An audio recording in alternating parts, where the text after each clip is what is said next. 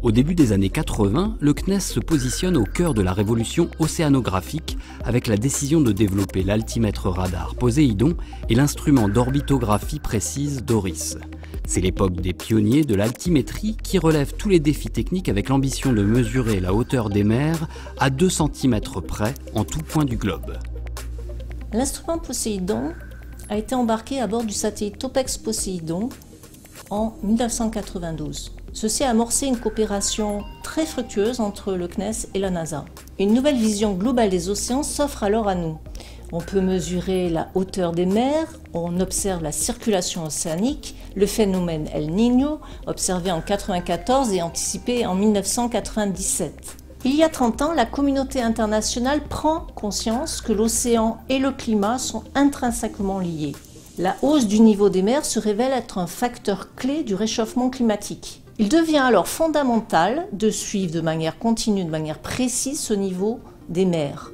Ce niveau, on peut le mesurer grâce à des altimètres. Des altimètres Poséidon sont alors embarqués à bord des satellites Jason 1 en 2001, Jason 2 en 2008 et Jason 3 en 2016. Autour de ces satellites emblématiques, développés dans un premier temps par le CNES et la NASA, puis ensuite rejoints par EUMETSAT et la NOAA, une communauté scientifique internationale en altimétrie s'est constituée. En moins de 30 ans, la France est devenue une place forte de l'océanographie spatiale grâce à un tissu solide de partenaires industriels, institutionnels et de PME engagés avec le CNES et les instances européennes. Lancé en 2020, le premier satellite Sentinel-6, équipé d'un altimètre radar Poséidon dans une version améliorée, prendra courant 2021 le relais de Jason 3 en tant que satellite de référence pour l'altimétrie.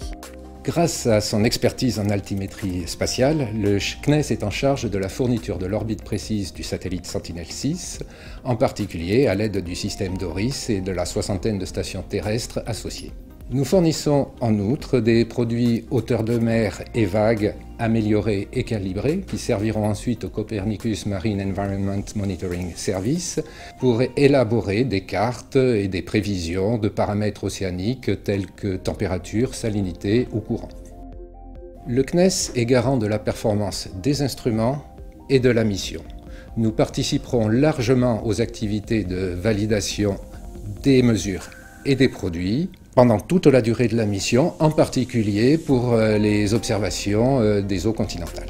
Dans le cadre du programme européen de surveillance de la Terre Copernicus, un deuxième satellite Sentinel-6 devrait être mis en orbite au plus tôt en 2025.